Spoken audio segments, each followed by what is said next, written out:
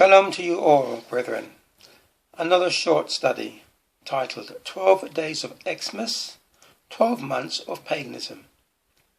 Just as one pagan day honouring ends, preparation is made for the next.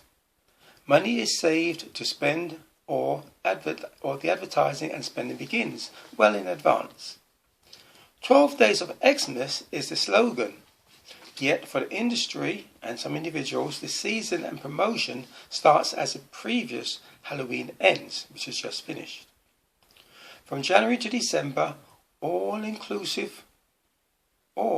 people, inclusive of Christians, are kept on the 12-month pagan honouring wheel of New Year in honour of the god Janus, for example. Then after January comes other festivals as Valentine's, Easter, Mother's Day, etc. Christians would give unbiblical reasons why it is acceptable to participate in them as doing good at Christmas, as if God needs or accepts things of the devil for his purpose. Christians do not honour God's appointed times of Leviticus 23, yet want to offer him pagan events. They really do not know the basics about sacrifices to God must be unblemished. Here are 7 verses or events, biblical verses or events, setting out the separation of things of God and his people from common or pagan things. 1. We find in Genesis chapters 43 verse 32. It reads, "And they set on for him by himself," talking about Joseph when he was in Egypt, and his brothers came to get corn. "And they set on for him by himself, and for them by themselves, and for the Egyptians, which did eat with him by themselves, because the Egyptians might not eat bread with the Hebrews, for that is an abomination unto the Egyptians." See also Genesis chapters 46 verse 34 and Exodus chapters 8 verse 26. But a New Testament version is Acts chapter 16:21, which reads, "And teach customs which are not lawful for us to receive, neither to observe, being Romans." So there was a separation between people of God and Romans in that time. Example number 2. Back to Exodus chapter 23 verse 24.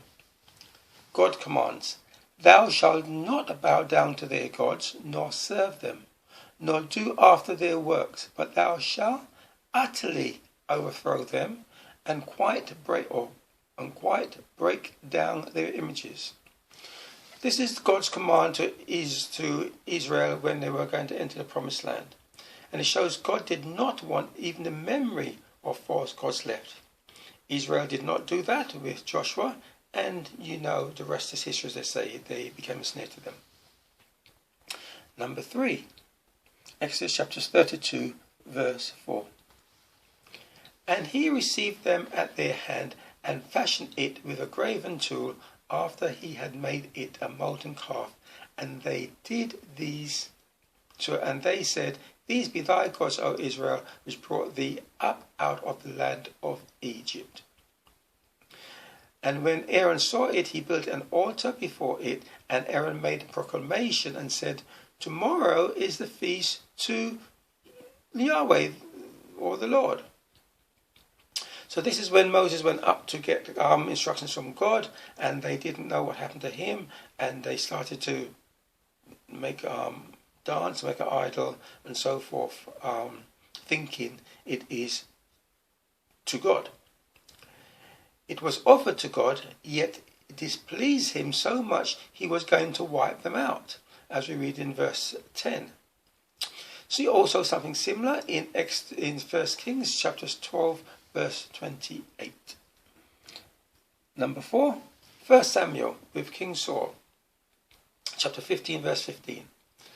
Saul was given a command to kill everything and everyone, but this is what happened instead. And Saul said, "They have brought," he's speaking to Samuel, And Saul said, they have brought them from the Amalekites, for the people spared the best of the sheep and of the oxen to sacrifice unto Yahweh thy God, and the rest we have utterly destroyed. And in conclusion, verse 22, and Samuel said, have Yahweh as great a delight in burnt offerings and sacrifices as in obeying the voice of Yahweh?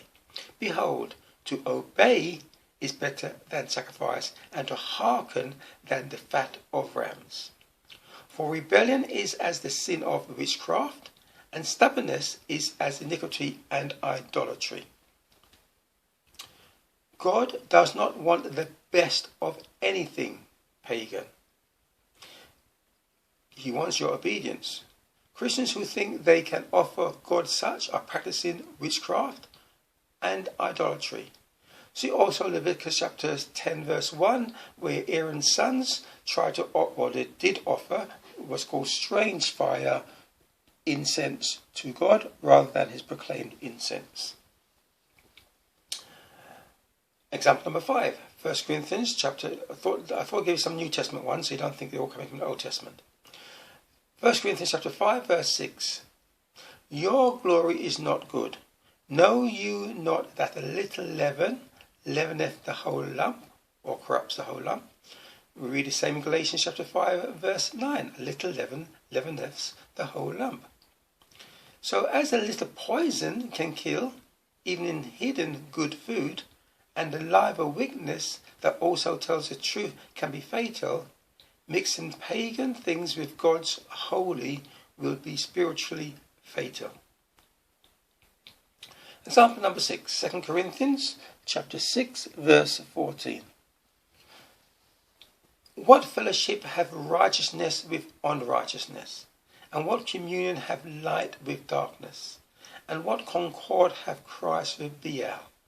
Or what part hath he that believeth with an infidel? And what agreement hath the temple of God with idols? For you are the temple of the living God, as God hath said, I will dwell in them and walk in them, and I will be their God, and they shall be my people. Verse 17, wherefore come out from among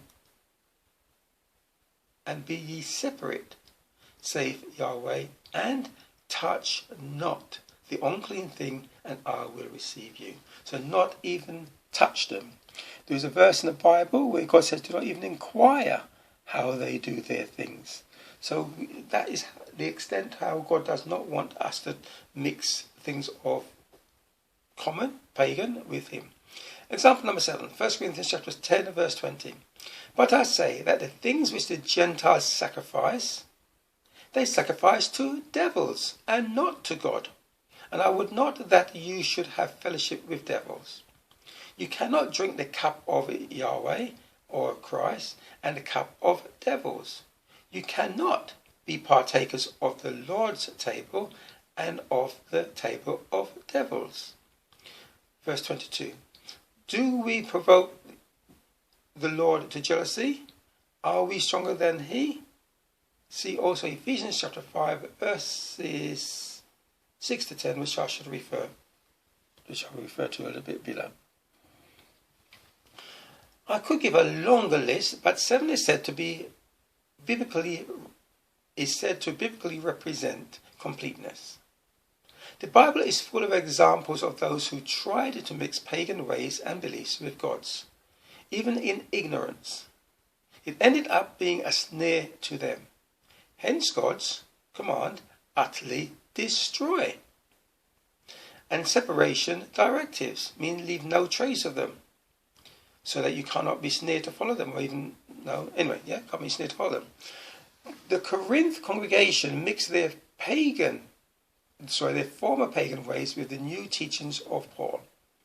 Ephesians chapter 5 verse 6 warns not to let any pastor, it says any man, but substitute for any pastor, preacher, etc., deceive you with vain words, that it is acceptable to God to mix unholy with holy. Such people come under Ezekiel chapters 22 verse 26. Her priests have violated my law, and have profaned mine holy things. They have put no difference between the holy and profane, neither have they showed difference between the unclean and the clean, and have hid their eyes from my Sabbaths, and I am profaned among them. So they are wolves in sheep's clothing, really. Christians ought to be, as it says in 1 Peter chapter 1:23, being born again, not of corruptible seed, but of incorruptible, by the word of God, which liveth and abideth for ever. He changes not. 1 John chapter 3 verse 9, whosoever is born of God doth not commit sin, for his seed remaineth in him, and he cannot sin, because he is born of God. Remember the example of 4 above, of witchcraft and idolatry being for disobedience. If God says it is unclean, then his manifested word of 1 John chapter 1 and verse 14, basically speaking of what you call Jesus, will uphold that. It is the Bible unlearned people who think they can bless what God has declared unclean and make it clean. Then try to interpret a New Testament verse to support their sin or their ignorance. Even Paul says in 1 Corinthians chapter 10 verse 28, but if any man say unto you, this is offered in sacrifice unto idols, eat not, for his sake that showed it. So whether you know it or not, these worldly celebrations are of pagan origins, Christmas, Easter, Valentine's and so on. You and your family would be much richer if you resisted the hype to participate and also train up your children to do the same. So don't say you're doing it for the children. God is still not going to excuse you. And how's the cycle going to end if you keep training them up to do things so that then they use the same excuse when they grow up? We cannot wash the devil and use him for God's work, nor steal and give part to charity to appease God. Neither should we use God's financial blessings for pagan purchases and celebrations. Daniel chapter 5 depicts King Belshazzar's use of God's temple utensils for his celebration and the consequences. Your consequences may not be in this world or life, but definitely in the next. You want to celebrate and honor God? Do at God's appointed times, which he says in Leviticus 23 verses 2, not at pagan times or worldly times. 2 Timothy, preach the word, be instant in season, out of season, reprove, rebuke, exhort with all long suffering and doctrine. For the time will come when they will not endure sound doctrine, but after their own lust shall they heap to themselves teachers having itching ears. And they shall turn away their ears from the truth, and shall be turned unto fables. I put that in so you do not get upset with my teaching, basically, trying to get you on the right path. So, shalom, peace. Faithful are the wounds of a friend, which is what I'm trying to be, but the kisses of an enemy are deceitful.